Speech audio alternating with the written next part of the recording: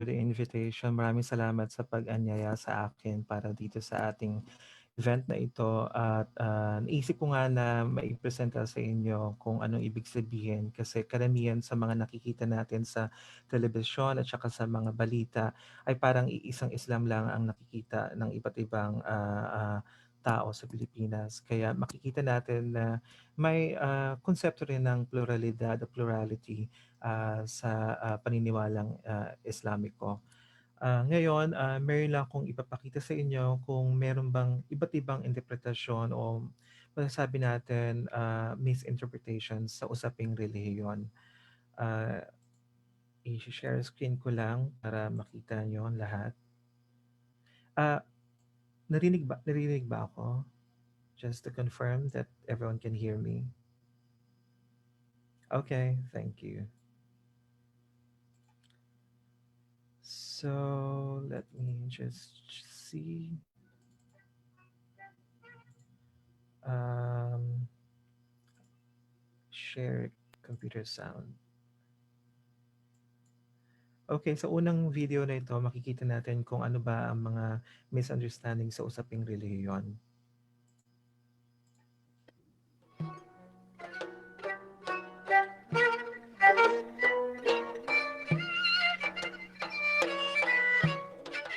There are many commonly held misunderstandings about religion. Let's focus on clearing up 3 of them. The first misunderstanding is the belief that religious traditions and practices are uniform. The truth is that religions are internally diverse. For example, there are strong debates regarding the roles of women and of sexuality in all religious traditions, including deep divisions within local religious communities. In this way, it is always problematic to make claims that begin with Jews believe or Hindus believe because of the vast diversity of beliefs within all religious traditions. The second misunderstanding is the belief that religions are static and separate from the movements of history. In fact, religions exist in time and space and are constantly interpreted and reinterpreted by believers. For example, the practice of slavery has been both justified and vilified by all 3 monotheistic traditions in differing social and historical contexts. The third misunderstanding is the belief that religions function in isolation from their political, cultural, and economic contexts. The reality is that religions are collections of ideas, practices, values, and stories that are embedded in cultures.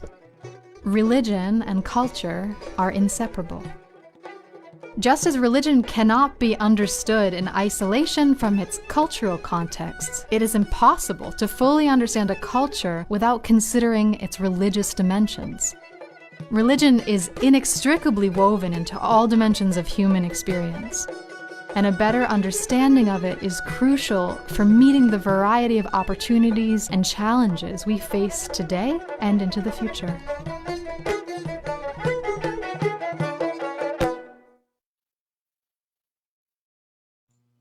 So sa nakita niyong video, nakita niyo na may maraming misinterpretations about religion. Kung nakita niyo dati, maraming mga taong nagpa-practice ng slavery, gina-justify ang slavery, pero kumalaunan, nire-reject ang slavery. Pero hanggang ngayon pa naman, meron pa naman tayong tinatawag na modern slavery. At naipakita rin sa video na iyon na ang relihiyon at kultura ay parang interwoven with each other, parang magkasangga sila. Kaya makikita nyo na sa usaping Islam, parang iba't ibang movements ang nangyari sa ating rehiyon sa Timog Silangang Asya. Lalo na noong hindi pa yumayaman ang mga bansang Middle East. Iba ang nakasagawian ng mga Muslims dito sa rehiyon na ito, lalong-lalo na sa Pilipinas, kung paano nai-practice at kung paano ang paniniwalang tradisyon ng Islam sa mga Pilipinong Muslims sa bansang ito. At bago pa nagkaroon ng bansang Pilipinas. Kaya makikita nyo na sa usaping Islam, meron ring sarili silang pamamahala at way ng kanilang kultura at mga paniniwalang tradisyon na maraming mga nakaangkla at nakakaakibat sa iba't ibang paniniwala rin. Lalong-lalo na yung bago pa dumating ang mga ang mga nagdala ng Islam dito sa Pilipinas ay malawak ang impluwensya ng mga Hindu empires like Majapahit Kingdom. Kaya yung mga Hindu beliefs, yung Sanskrit at saka yung Buddhist beliefs ay napakalawak na impluwensya sa pamumuhay ng mga pre-colonial Filipinos. At pre-modern actually, pre-modern Filipinos bago dumating ang konsepto ng modernity sa ating pamumuhay. Kaya nagkaroon na rin tayo ng konsepto ng nation state. Kaya nakita nyo sa siguro pag mapapansin nyo sa mga programa o patimpalak o kaya mga events sa Philippines, laging nagsistart ng pag-awit ng lupang hinirang. Kumpara sa siguro sa ibang bansa na diretso kaagad sa programa lalo na pag-akademikong pag-uusapin. Pero kailangan dito ay nagbibigay pugay at respeto sa ating nakagawian at kung anong na-implement ng isang estado. At kaiba talaga dahil nga karamihan sa mga Muslims ngayon, lalo na sa ating pamayanan, ay they're still struggling at naghihirap kung paano mag-adjust ang kanilang paniniwala, kultura at pamumuhay. Lalong-lalo na kung anong mga polisiya at mga patakaran na in-implement ng Estado. Kaya merong certain clashes, kaya matatawag nyo rin na ganoon. Yun nga lang, nagbago ang paningin ng mga modernong tao ngayon dahil sa kung paano naipapamalita sa national news, even sa international news, kung paano i-depict ang Muslims sa negatibong pamamaraan. Ngayon, tingnan muna natin para magkaroon tayo ng onting kaalaman at siguro kasaysayan patungkol sa Islam. Check ko lang kung nandito sa videos na ito.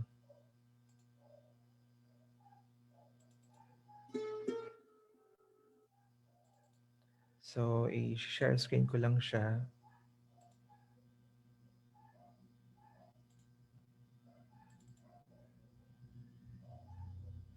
Sabihin nyo lang kung nakikita nyo at naririnig nyo. Naririnig nyo? Okay. The religion known as Islam originated in the 7th century of the Common Era in Arabia in the city of Mecca, a center of trade at which gathered diverse peoples, including those from the Jewish and Christian faiths. At the center of Mecca was a cuboid structure known as the Kaaba. According to Muslim traditions, the Kaaba was first built by the Prophet Adam, and then rebuilt by the Prophet Abraham for the worship of the one God, Allah. However, by the 7th century, the Kaaba had turned into a major pilgrimage site where different Arab tribes venerated idols. Some of the residents of Mecca rejected the worship of idols. Prominent among these was Muhammad, son of Abdullah, who was known in the city as the Trustworthy. In the year 610, at the age of 40, Muhammad was on retreat in a mountain cave during the month of Ramadan, when he is said to have been visited by the angel Gabriel, who commanded him, "Recite," and revealed words which Muhammad felt had been written on his heart. These revelations, Muslims believe, continued over the next 23 years and eventually came to be collected as the Quran. They declare that God is one, overturning the polytheistic foundations of 7th century Arabian religion. They also question the economic inequalities of society by calling for social justice and particularly the care of the poor and orphans, reminding people that they were accountable to God for their actions. The Quran declares itself to be the latest in a long line of revelations from God to humanity, explicitly affirming the truth of the Torah, the Psalms and the Gospels, and teaching about faith through stories about Moses, Joseph, Mary and Jesus and other prophets. The Quran states that the message of divine unity is universal, for God has sent messengers to every nation and people. Tradition places the total number of prophets at 124,000. In the Quran, Muhammad and his followers, as well as the previous prophets and their followers, are all called Muslim, a word that literally means a person who has submitted to God. Understood in a general sense, everything in the universe is Muslim, in its submission to the Creator, silently singing his praises. Muhammad began his mission teaching to a small group of followers in Mecca, but soon found himself ostracized by the Meccan aristocracy, who were unwilling to part ways with the traditions of their forefathers. In the year 622, facing severe persecution, Muhammad fled from Mecca to the oasis city of Yathrib, now known as Al-Madinah al-Munawwara, the City of Light, or simply Medina. This event, called the Hijra or emigration, marks the beginning of the Islamic calendar. In Medina, Muhammad was able to organize his followers into a community for the first time. He negotiated both war and peace with the Meccans and the surrounding tribesmen, eventually conquering Mecca in the year 630. By the end of Muhammad's mission, he had provided what the Quran calls a beautiful example of the way to live in accordance with God's will, which Muslims from then until today have endeavored to emulate. When Muhammad passed away in 632, there were disagreements among his companions about succession and the nature of political and spiritual authority. In the course of time, these would lead to the split between what we today call Sunni and Shia Islam. Other forms of diversity within the Islamic community, or Ummah, would develop over the centuries. Early Muslim leaders and dynasties expanded the borders of Islamic civilization through to Spain, Central, South and Southeast Asia, Africa, and even into Eastern Europe. In the process, Islamic concepts were adapted to local contexts, at times accepting ideas and modes of expression from traditions as diverse as Greek philosophy and Confucianism. The ever-developing traditions of faith, practice and spirituality unfolded as Muslim communities emerged and evolved in diverse settings across the globe. Muslim traders, mystics, scholars, poets, rulers and architects all contributed to the shaping of distinctive regional cultures, as trans-regional Islamic notions and traditions interacted with local communities to produce distinctive forms of law, statecraft, theology, art, architecture and science. Like other world religions, Islam too has been invoked to support and legitimize diverse and even contradictory values. For example, interpretations of Islam have been used to both liberate and oppress women, or to promote peace and provide arguments for war. In more recent times, Islam has been utilized by a variety of nation-states to legitimize a range of political ideologies. As a result, the experience of being Muslim today is often deeply influenced by the political context one is living in. Diversity of interpretation has always been an essential aspect of the Muslim experience, as particular groups have turned towards different individuals for guidance. From religious scholars to members of the Prophet's family considered divinely appointed, to spiritual guides who teach through the sanctity of their characters and the wisdom of their insight. It is helpful to think of Islam in terms of both unity and diversity. Muslims believe in one God, Allah, whom they worship and conceive of in different ways. The Prophet Muhammad provides the single most important model of how Muslims should live an exemplary life of faith, but there are diverse understandings of how this model should be followed. The single most important text in Islam, the Quran, is interpreted in diverse ways and for diverse purposes, and there's a single Muslim community that is diversified through cultural contexts, beliefs and practices, and the diverse authorities whom they follow. Islam, the Quran, is interpreted. So kung makikita nyo dito sa video, lalo na sa sinabing how the Islamic message was contextualized base sa local customs at saka traditions ng mga tao noong panahon na iyon. At hanggang ngayon pa naman ay masasabi rin natin na it's a manifestation of its own plurality, and kaya masasabi na ang Islam sa Southeast Asia o Timog Silangang Asya ay napaka-multicultural and multi-civilizational. Merong noong mga panahon na iyon, even from so masasabi natin 13th century hanggang sabihin natin bago dumating ang mga mananakop at mga colonizers sa bansang ito, mataas ang respeto ng mga Muslims na pre-Philippine Republic paniniwala at filosofiya ng Buddhism at saka ng Hindu, lalong-lalo na sa buong Southeast Asia na masasabi natin karamihan sa mga naninirahan sa Timog Silangang Asya ay mga naniniwala sa konsepto ng at relihiyon ng Buddha. Medyo hindi ko masyadong gustong tawagin na ism kasi pag sinabing ism, it's more on a kind of Orientalist terminology. Kaya mas maganda na siguro sabihin na natin the Buddha way. Kaya maraming aspeto, kaya makita mo dito na maraming mga hindi lang ang propeta ng Islam ang itinalagang bilang mensahero na pinagkaloob sa kanya. Marami ring mga propeta ang pinadala ah, sa ating mundo. Kaya masasabi na there are more than thousands of prophets and messengers. Kabilang na rin dito yung mga enlightened ones, mga Buddhas. And the only, I think, purpose that they want to relay to the humanity is that there is God and there is the existence of one God. Kaya usually ganon ang kanilang paniniwala. Pinapaalala lang sa atin na merong Panginoon at iisang ating Panginoon. Kaya makikita nyo na sa dito, kung makita nyo dito sa, saan na ba yun? Ayan. Halimbawa binigyan sa Quran, makikita nyo na sa revelations na nasa aklat o recitations ng messages ay it's a continuation. Ito ay continuation ng mga messages from Jews and from Christians. Kaya nga sinabi rin dito, kung makita nyo sa second chapter ng Quran, na ito ay it's a continuation of traditions, of faith traditions of previous. Kaya makikita nyo dito na karamihan, I think isang personalidad na mentioned several times sa Holy Book of sa Holy Quran ay si Jesus Christ. And aside from that, meron rin dedicated na chapter para kay Mama Mary sa aklat ng paniniwalang Islam.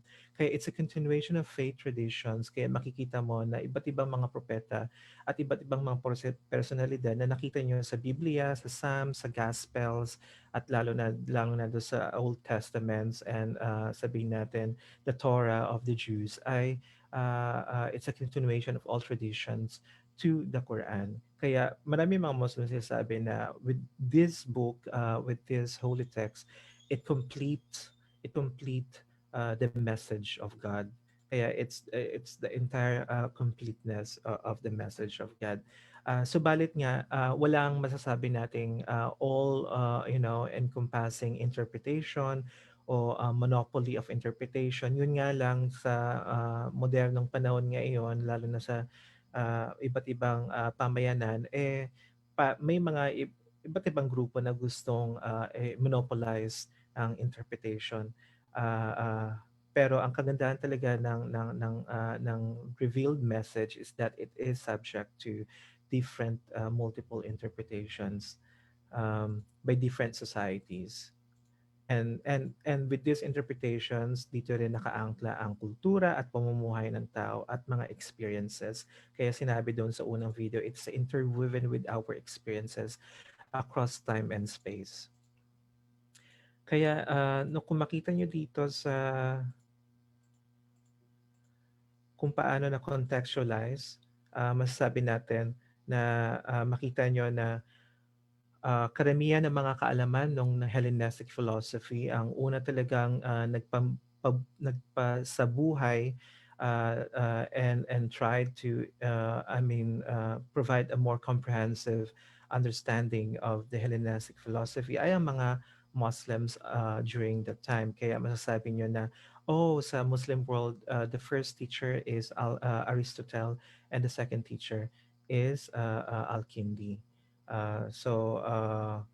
Kaya yun ang parang continuation ng Hellenistic knowledge, Greek philosophy sa Muslim world. Kaya nung panahon na iyon, very comprehensive at very alive ang philosophy sa mundo ng Muslims. At doon rin na-contextualize, na-localize ang Islam sa paniniwala nung dumating rin ito sa China.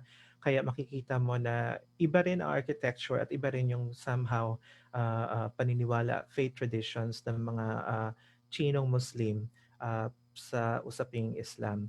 At ganoon rin naman sa Southeast Asia. Kaya makikita nyo na may mga paniniwala uh, at mga iba't ibang traditions sa Timog Silangang Asya, lalo na sa atin, na merong somehow ka-similar o kabagay sa mga dating paniniwala ng mga Hindus at saka ng mga Buddhists sa paniniwalang Islam. Kaya yung both local customs, mores, folklores, and I would say norms ng mga tao dati ay nagkaroon ng convergence sa paniniwalang Islam. Yun nga lang medyo nababago na ngayon lalo na nung nagkaroon ng movement of people, mga Muslims na from Moros na nabigyan ng scholarship para mag-aral ng Islam sa Middle Eastern countries. Tinatawag ko itong post-colonial Middle Eastern states sa Saudi, sa mga Arab countries na noong 1980s, lalo na sa kasagsagan ng pagbibigay ng scholarship at saka ng tulong ng Saudi, kaya nagkaroon ng Islamic City of Marawi at saka pero ang unang-unang batch na nag-aral sa Middle East ay yung batch nila Hashim Salamat, yung founder ng Moro Islamic Liberation Front. Nung panahon na iyon, dumating si President Gamal Abdel Nasser ng Egypt, sa ating bansa at nagbigay ng tulong para makapag-aaral ang mga lalaking Muslim sa bansang Egypt noong 1960s. Pero nung yumaman ang Saudi Arabia, Saudi naman ang gusto rin magkaroon ng impluwensya sa rehiyon at sa buong Muslim world. Kaya mula sa kanilang sabihin natin petrodollars at sa kanilang yaman, nakapagbigay rin sila ng scholarship para sa mga young male Moros para pumunta sa kanilang bansa at mag-aral ng Islam. Kaya nagsimula itong wave na ito in 1980s hanggang ngayon pa rin naman nangyayari. At dito sa kanilang wave of learning Islam, the cultures of Arabs, unti-unting naimpluwensyahan ang Timog Silangang Asya at lalong-lalo na partikular sa ating pamayanan. May mga nagsasabing Arabization o Arabized Islam na ngayon ay nagiging prominente sa pamumuhay ng mga Muslims dito sa Pilipinas. Lalong-lalo na hindi lang sa mga Moros kundi pati rin sa mga nag-convert sa Islam. Mga Christian Filipinos na nag-convert sa Islam. So yun ang una-una nila naging orientation dahil yun rin ang una nilang napag-aralan at nakasalamuha. Kaya yung mga kultura dati at mga tradisyon dati ay unti-unting nawawala dahil dito sa wave ng mga Muslims na natuto ng Arabong lengguwahe at saka ng Islamikong pag-aaral mula sa mga Arabong bansa o I would say post-colonial Middle Eastern Arab countries. At yun na yun parang nagiging prominente ngayon sa Pilipinas. So, tingnan mo na rin natin sa isang banda kung alin ba rin kung merong ganoong nangyayaring sabihin nating acculturation at pag-integrate ng Hellenistic philosophies. Ano ba ito tinatawag nating golden age of Islam? Parang bang we tried to look at the golden age of Muslim civilization from 8th century until 13th century before the ransack of Baghdad by the Mongols.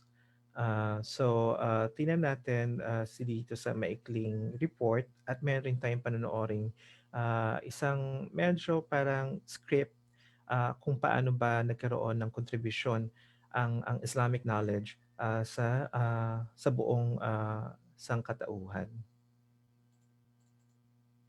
Muslim countries frequently make So, headlines for their i-share ko attacks lang on. itong video na 'to, para makita ng lahat.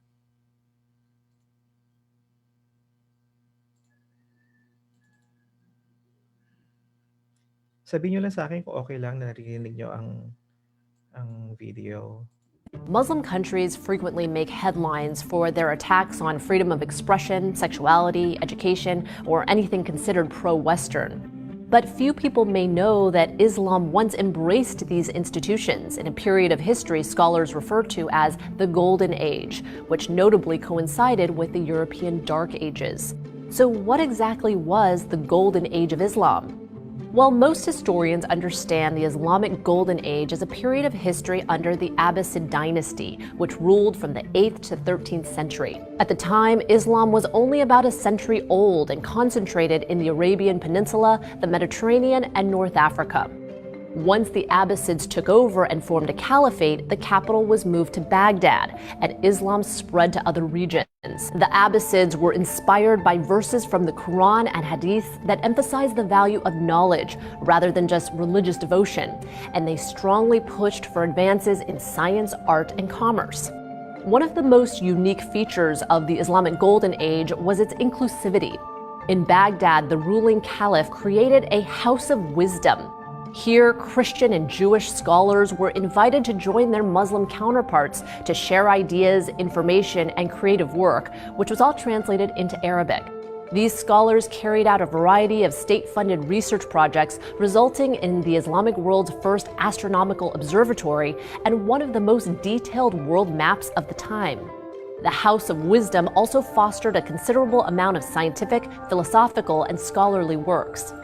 Many Golden Age scholars put their studies to practical use, particularly in the field of medicine and healthcare. Physicians and philosophers wrote medical encyclopedias and textbooks that were used for centuries. One famous Persian physician was the first to differentiate between smallpox and measles. By the 10th century, pharmacies were a staple in most Muslim cities, and hospitals stayed open 24 hours. This era even saw a sort of universal health care, as hospitals were forbidden to turn away the poor. The period also gave way to some of the world's first universities, as well as countless works of art, including architecture, literature, and poetry. The Golden Age also saw the foundation of Sufism, which is a mystical Islamic philosophy that promotes peace, education, and philanthropy. Millions of people still adhere to Sufism, and the practice has been promoted as an alternative to radical forms of Islam. Most historians mark the 13th century as the end of the Golden Age, when Genghis Khan and his Mongol army conquered much of East Asia, including the Islamic Caliphate. In 1258, the Mongols destroyed Baghdad and the House of Wisdom, anecdotally throwing so many books into the Tigris River that it ran black with ink. The Caliphate was completely demolished. Had history played out differently, there's no telling what Islam would look like today. India is one country hoping that Islam's peaceful roots like Sufism will help break down the negative stereotypes surrounding the religion. To find out more about the mystical philosophy. So kung makikita niyo rin dito na sinasabi dito, punta tayo dito sa Ayan, marami mga verses sa Quran na nag-emphasize ng importance ng knowledge o kaalaman at karunungan. At minsan parang nakakalimutan na rin yata ng mga modernong Muslims ang importante at kahalagahan ng kaalaman at karunungan at kalinangan sa paniniwalang Islamiko. Kaya makikita nyo na maraming verses sa Quran na ito. At hindi lang yon dahil sapagkat inspired ang mga Muslims nung panahon na ito, sabihin natin from 8th hanggang 13th century before the Mongols invasion, uh, because of their inspiration that source out from the Quran, dito lumawak ang kaalaman at karunungan ng mga Muslims, lalo na nung na-encounter rin nila ang iba't ibang kultura at iba't ibang sibilisasyon. Kaya masasabi natin na ang ancient civilizations of India, of China, of Persia, at yung mga even the Sumerian ancient civilizations, ay nakuha rin ito ng mga Muslims at tinatag nila ito, they strengthened it, at they inflicted it with Islamic belief system. Kaya nagkaroon na rin ng mga iba't ibang inventions at iba't ibang mga kaalaman. Ah, Almost na perfect nila ang pag-aaral ng medicine at lalo na nung panahon na ito nung ang mga European kingdoms ay busy sa kanilang awayan at hindi maganda ang pamumuhay ng antas ng pamumuhay sa Europa kumpara sa Muslim world na merong irrigation, merong cleanliness, hygiene is all over the Muslim world sa Baghdad. Tapos nag-aaral both not only Muslims, there are also counterparts, Christian counterparts, Jews, and other religions that try to translate knowledge to different languages, especially to Arabic, para maintindihan ng mga tao dati na ito yung mga kailangang mga kaalaman na gusto nilang i-strengthen. Kaya makikita nyo dito na isang library o isang silid-aklatan, pero hindi siya silid kasi malaki siyang parang monasteryo. Kaya kung mapapansin mo at mga siguro based on well-documented archaeological facts, ang mga Muslims that time ay mas marami pang mga libraries masasabi natin siguro kesa sa siguro masjid. Siguro that time mas maraming mga libraries, mas maraming mga hospitals at mas marami pang mga iba't ibang mga I would say establishments na nagbibigay tulong, social services, health, education nung panahon na ito. Kumpara ngayon na kung makikita mo na mas marami ngayong mga sabi nating mosque sa iba't ibang pamayanan ng Muslims dito sa Pilipinas. At makikita nyo na siguro isa o dalawa lang ang makita nyong hospital. Kaya nahihirapan talaga mag-contact trace or mga resources, health resources. Pero kumpara dati, dito sa lugar na ito, napakaraming mga hospitals because they have perfected medicine. Maraming mga European monarchs at kanilang mga nasasakupan na talagang dumadayo pa talaga sa Muslim kingdoms para lang magpagamot sapagkat napakataas ng antas ng kaalaman sa health at saka sa medicine, sa health science ang Muslims dati. Kaya even some of the great teachers sa Muslim world ay karamihan sa mga anak ng mga monarchy sa Europa at mga noble family sa Europa ay talagang lumalakbay talaga sila para lang maging estudyante ng napakatanyag na sabihin nating guro, Muslim na teacher. Sabihin natin, one of the great teachers that time was Ibn Sina na nandoon sa sabihin na sa Andalus, sa Al-Andalus, southern part of Spain. Yung iba rin naglalakbay rin para lang talaga maging mag-aaral ng mga tanyag na propesor. Pero ngayon parang hindi na yata. Kasi ang nakikita ko parang ang madrasa, kasi ang madrasa dati, it's all encompassing. It's all about sciences, engineering, and among others, health sciences. Pero ngayon pagpuputak sa Madre, it's all about theology. Parang na-narrow siya sa pag-aaral ng theology ng Islam na mahirap talaga pag-aralan lalo na kung tuturo ito sa mga kabataan. Kasi kailangan talaga ng masusing training at expertise lalo na kung ang nagtuturo ay dapat well-trained at merong mga research publications at kilala sa scholarly community para magkaroon ng kredibilidad para magturo ng Islamikong kaalaman.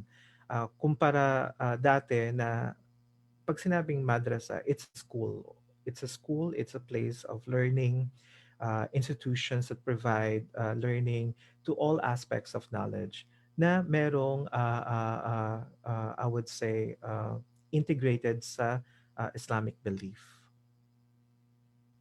So mayroon tayong panonoorin na, kung makikita rin niyo dito sa video na 'to yung mga first world maps, ah, etong The Canon of Medicine, ni Ibn Sina hanggang ngayon ginagamit pa rin ng mga, doktor sa Europa at pati rin sa iba't ibang lugar.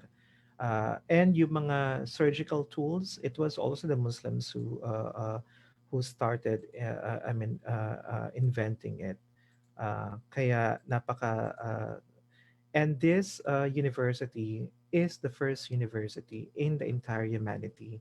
In 836, it was built by, uh, I forget the name, but it's a female. So makikita nyo nung panahon na rin, marami ring female Muslim scholars na mga tanyag at nagtuturo at that time. So it's a female who invested to build the first mosque slash university in the entire world.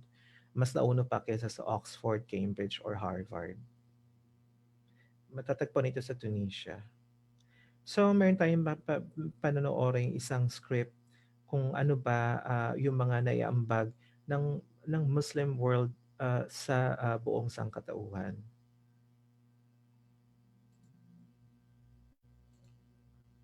Hanapin ko lang yung video para makita ng lahat.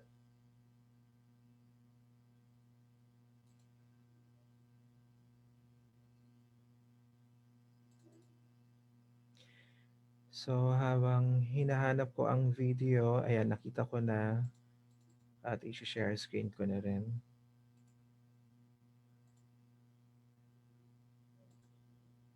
Nakakalungkot lang dahil kahit nung kabataan ko, pag mag-aaral ako halimbawa sa araling panlipunan o iba't ibang subjects nung elementarya hanggang sekundarya, high school, or even hanggang college, napakaliit ng nilalaman lalo na sa mga textbook text about the Muslim world or the science in Islam. Lalo na kung pag-aaralan natin ay ang ating mga kapatid na Muslim, napakaliit ng binibigyan ng pansin ng mga kaguruan sa buong bansa, lalo na sa ginagamit nilang mga textbook. Kaya kailangan talaga ng magkaroon ng reforma sa pagda-draft ng mga textbooks para magkaroon ng comprehensive and bigyan ng equal space para turuan ang mga future generations na ito talaga ang nangyari sa Islam, ito talaga ang nangyari sa Kristyanismo at iba't ibang mga relihiyon at iba't ibang mga sibilisasyon. Pero ngayon, pag nakikita ko masyadong concentrated sa sabihin natin Kastila, tapos sumunod, karamihan na ng mga nabigyan ng more time sa kanilang syllabus, sa kanilang curriculum ay American and siguro a few of Japanese, pero more concentrated on American and West and the Western world.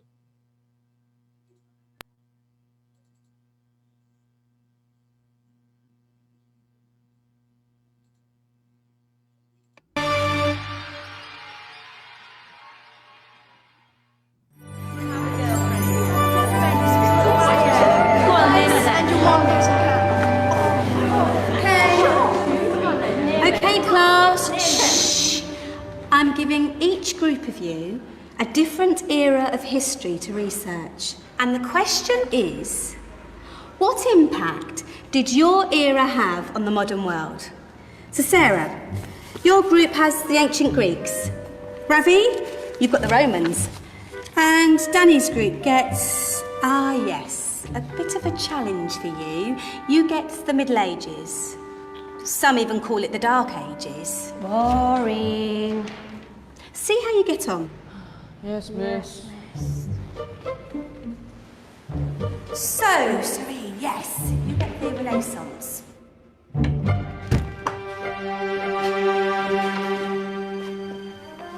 Is that the librarian? I guess so. How are the Dark Ages going to have anything to do with us? Excuse me. Sorry to bother you. What do you want? We need to find out what impact the Dark Ages had on the modern world. Never was a period of history so poorly named. Don't touch. priceless. And I suppose someone's been filling your head with the usual nonsense, eh? 1,000 wasted years. A black hole in history, am I right? Yeah, sort of. You see, it's always the same. You assume it was all mud, disease, death and destruction, with marauding mobs of barbarians ripping down the good of former civilizations, burning and plundering as they went, nothing of any worth invented either, eh? Oh, no. Go on, Beofrey. Sorry to bother you. Come on, it's probably not worth it. Everyone knows that the Greeks and Romans invented everything anyway. Oh, did they now? And you're sure about that, are you? You know, I might just have something for you. You seem to be up to the task. I suppose I could... Follow me. I've got just the book for you.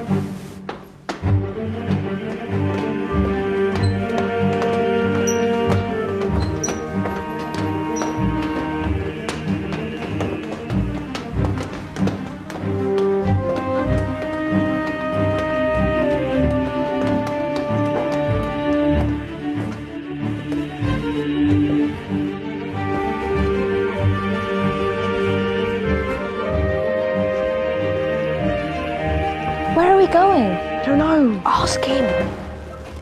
Excuse me, where are we going? From darkness into light, my young friend. From ocean onto land, there are things you should know. Oh, yes, indeed. Yes, indeed.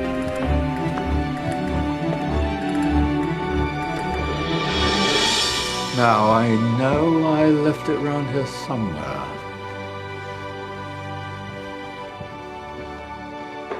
Ah,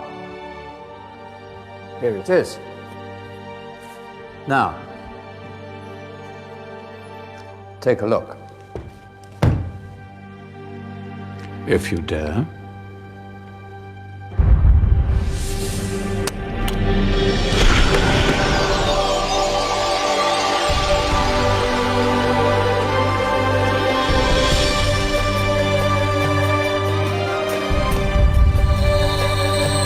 What's going on? Welcome to the Dark Ages, or as it should be known, the Golden Ages. Who are you? I am Al-Jazari, engineer and ingenious inventor. I thought you said this was the Dark Ages. It doesn't look very dark. That's because it's all a matter of perspective, my soon-to-be illuminated friend. Of course, there are parts of the world that weren't dark at all, but in a civilization that stretched from Spain to China, the golden rays of discovery and invention shone over everything. What civilization? The Muslim civilization, my young friend.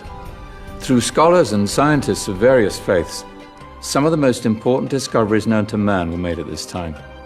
Discoveries that drew on knowledge of the ancients, but have more connections with your modern world than you could possibly ever imagine. Like what? Well, all sorts of things. I've got to get a picture of this. I knew it was a good idea. Who are you? Allow me to introduce Ibn al-Haytham, a great scientist whose ideas led to the invention of the camera. You invented the camera. I laid the foundations for modern cameras by explaining how our eyes work. I found a way of projecting an image onto another surface through a small hole in a dark room, later called camera obscura. Think of all the things that evolved from this discovery. Cameras, cinema, all share the same principle. Cool. Look out below! Who's that? That's my good friend, Abbas ibn Farnas, who gazed up to the heavens, passionate in his belief that man could fly. Whoa. Indeed, he dared to dream about flying 1,000 years before the Wright brothers. Do you know you all take your jet-setting holidays for granted, so it only seems fair to remember Abbas ibn Farnas. Stand by. I'm ready for takeoff.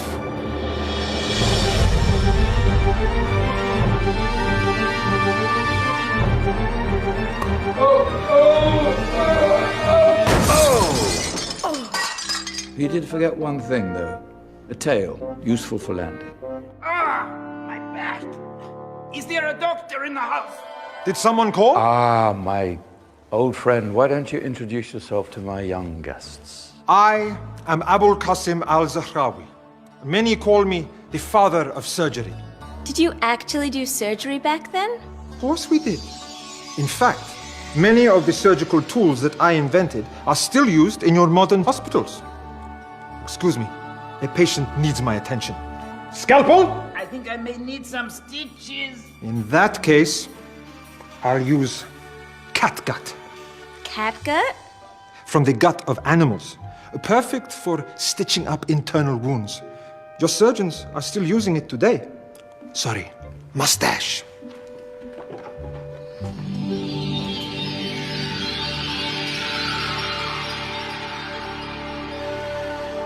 Who's she? That's Mariam al-Astrolabi, one of the many brilliant women of her time. She made sophisticated astrolabes. Astro what? Astrolabes. They show the sky and the stars on a small flat plate you can hold in your hand. Think of them as ancient calculating or timekeeping devices. Today you have your watch, your compass, satellite navigation, helping people and explorers travel the world. Science at its brilliant best. And all these things were developed during the Golden Ages. And that's just the tip of the iceberg. There were thousands of other inventions covering all areas of life, and in the years that followed, their influence spread across the whole of medieval Europe. So you see, it wasn't so dark after all. What about you? Me? What did you invent? Well, I don't want to be big-headed, but I made some groundbreaking advances in engineering. I suppose my most significant discovery converted rotary motion into linear motion using a crank and connecting rod. It's essential in pumps and engines. In fact, I've no idea how the Industrial Revolution could have happened hundreds of years later without such a device. Not that I ever get the credit I deserve. But my crowning glory was my amazing time-telling machine. My legendary elephant clock.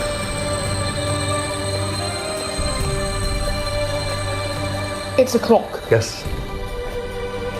Dozens of components collected from different cultures around the world. Indian, Greek, Arabian, Egyptian, Chinese. Wow. A United Nations clock. That is pretty cool. Does it actually tell the time? Wow, yes, of course. If it wasn't for me, thousands of people would be late for everything. Speaking of time, we better get you back. And remember, spread the word. This was a golden age, and I've only shown you a tiny part of this wondrous time. There are countless other scientists and inventions directly connected to your modern world. You're just going to have to find out for yourselves. No, wait.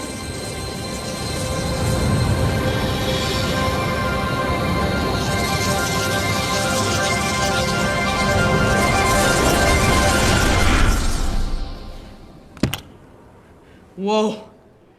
Did you? Yeah.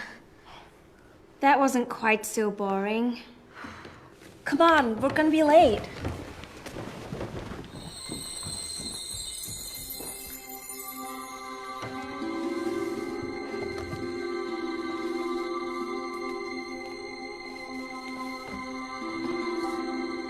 So, what have we learned? The Romans, the Greeks, the Renaissance, and the Industrial Revolution all have great relevance to us today. Where's Danny's group? Just there, miss. Ah, our intrepid Dark Ages group. You probably had a much harder time finding any connections with the modern world. Actually, miss, that's not strictly true.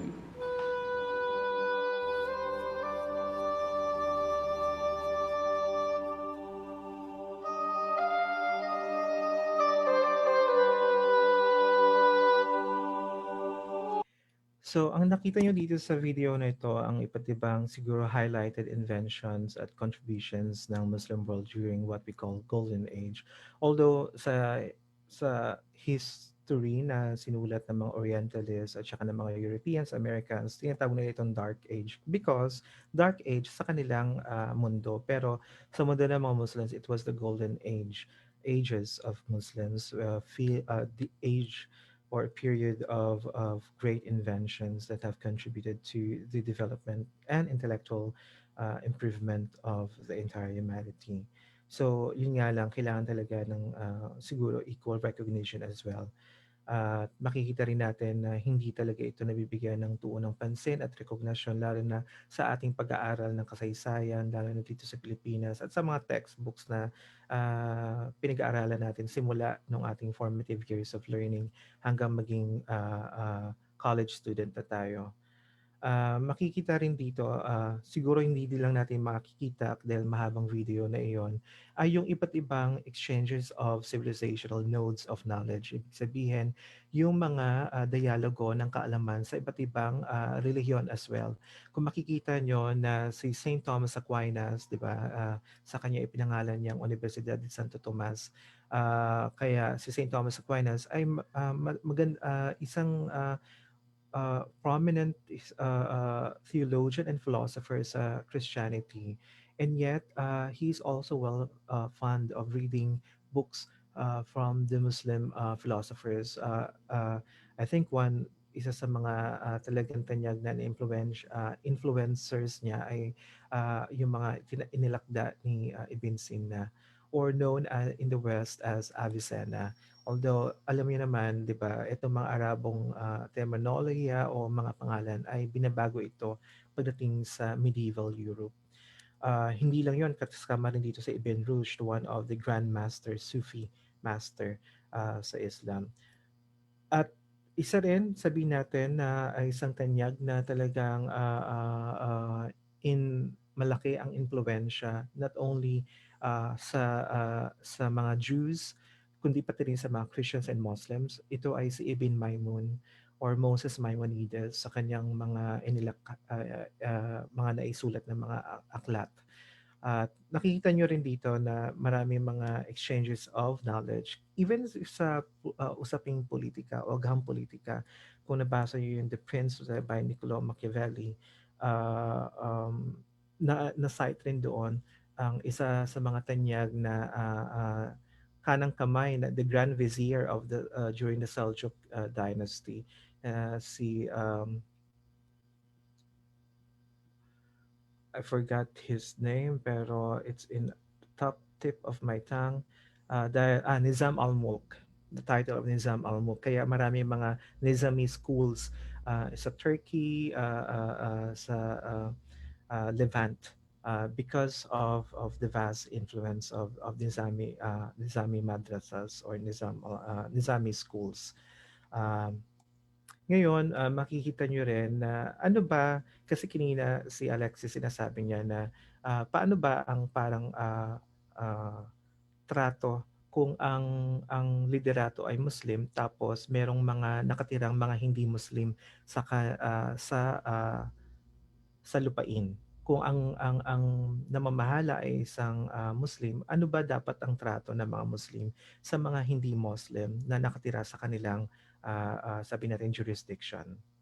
So stop share ko lang to at hanapin ko lang yung video na iyon. Yeah, religious minorities. So religious minorities under i-share screen ko lang to.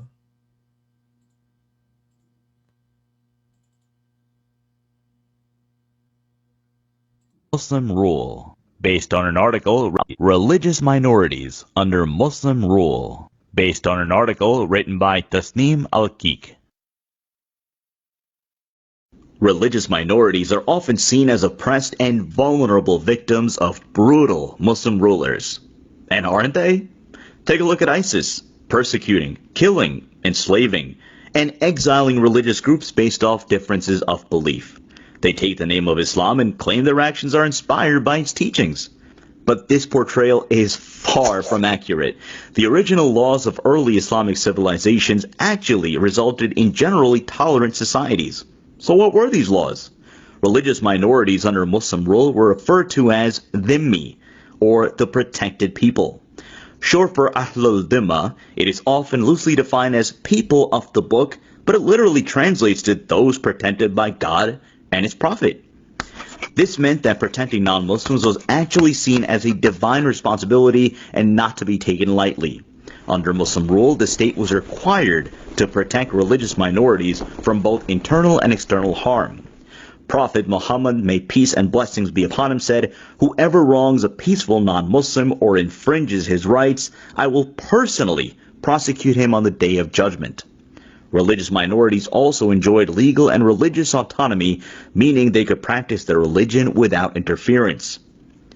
Essentially, the power of the Muslim state was dependent on providing two resources to its people: security and justice. But there was a special tax on religious minorities under Muslim rule called the jizya. Non-Muslims were required to pay this poll tax in return for protection from the Muslim state. Muslims are also required to pay a similar tax called the zakah. But there were certain legal bindings pertaining to the jizya. Firstly, the amount of jizya paid depended on the economic status of the payee. The rich paid more, the poor paid less. Secondly, the jizya was only taxable on able-bodied men. It exempted them from military service and protected them during war. Thirdly, the jizya did not have to be paid in gold or silver. The Muslim state recognized non-monetary payments to provide ease to the payee. Fourth, if the state could not provide military protection to the non-Muslims, the law required the state to return the jizya back to them. And fifth, some people were actually exempt from paying the jizya. The tax was not applicable to women, children, the elderly, the disabled, the poor, and monks. But where is there legal proof that non-Muslims under Muslim rule should be treated humanely? There are 3 Islamic documents that set the foundation. When Prophet Muhammad first migrated to Medina, he contracted a treaty with the Jewish tribes called the Charter of Medina. This treaty allowed the Jews to continue their lives without interference while obligating them to help defend the city if necessary. Ibn Qayyum, an imam and student of knowledge, wrote Ahkam Ahl al-Dhimma, or the laws of the protected people. This massive legal text was a 2,000-page comprehensive encyclopedia on all the regulations pertaining to religious minorities. Cited in the text is the Pact of Umar, our 3rd document. This was a list of agreements between the second Caliph Umar and the people of Syria promoting Christian and Jewish self-government and legal autonomy, and requiring their support against enemies of the state when needed. At a time when Hellenistic societies actively persecuted Christians and autonomous living was never an option, these Islamic laws were unique. There was never widespread systematic persecution of any religious group in the Islamic world. Did instances of persecution still happen under Muslim rulers? Of course, without a doubt. Because ultimately, almost all those instances were rooted in the pursuit of power, not in the principles of Islam. In essence, Islamic thought declared that the protection of the people, regardless of any difference, is a divine responsibility.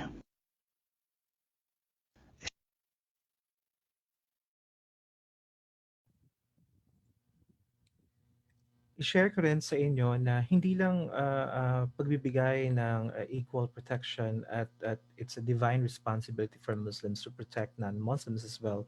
But also, you can see that in many historical, in even I think mga documented practices and also places. For example, you can see if you go to Istanbul, there are establishment, isang building na kung saan sa gitna ay mosque tapos sa bandang kaliwa ay Armenian church, tapos sa bandang kanan naman ay isang Jewish synagogue. Now, what it was very, very common during the time of the Ottomans, lalo na sa kanilang Tanzimat laws na nagbibigay ng kalayaan at equal rights among non-Muslims as well during the Ottoman Empire. Kasi nga, noong panahon ng mga Ottomans, more than 80% of their total population are non-Muslims. So, ang Sultan is a Muslim, and yet ang 80% ng kanyang population ay mga hindi Muslims. Kaya you can tell that it's a tolerant society during the Ottomans as well, even during the Abbasid dynasties uh, uh, at that time. So, bago ako magtapos, may nakipapakita sa inyo na kung ano ba ang pamumuhay ng mga Muslims dati kumpara sa nakikita nyo ngayon, na obserbahan nyo ngayon. Tingnan ko lang kung meron akong video na iyon para makita nyo rin. Ito ay video na ito ay nakuha ng mga Western colonizers noong bago magsimula ang ikalawang pandaigdigang digmaan. I think it was taken in 1930s. Ang video na ito, kung makikita mo yung pamumuhay ng mga Muslims dati sa Mindanao.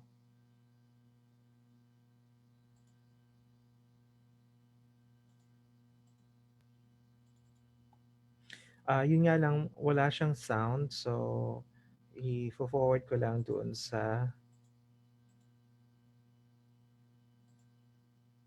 Saan na ba to? Yeah.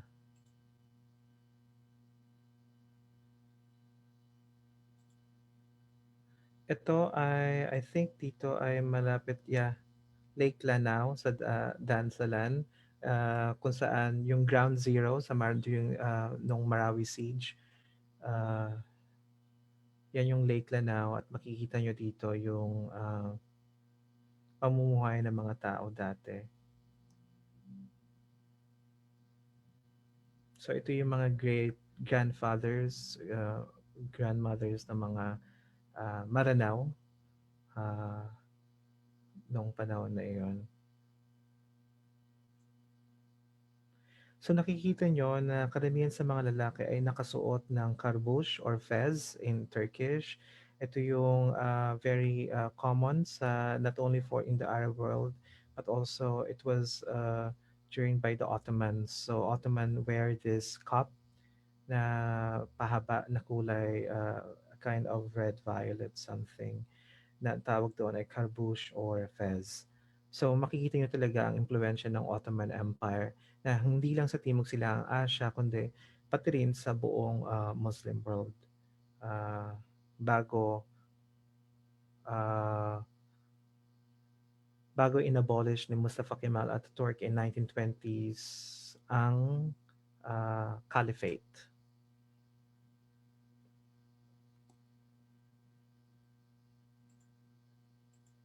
So ito yung parang warrior dance. And then you can also see the wives and children of the Datu. Ito yung traditional house during that time. Although hindi ko alam kung meron pa ba itong, meron pang ganitong uri ng struktura ng tirahan. I think it still exists. Ito yung isa sa mga asawa ng Datu.